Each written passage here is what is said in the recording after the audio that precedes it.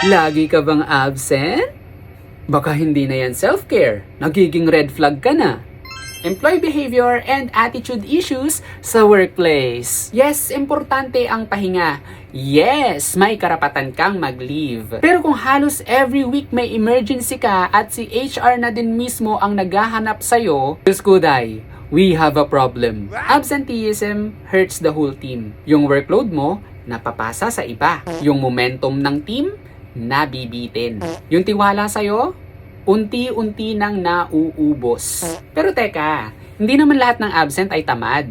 Minsan kasi meron niyang mas malalim na dahilan. Burnout, toxic management, mental health struggles, or kaya naman baka hindi ka na lang talaga masaya sa trabaho.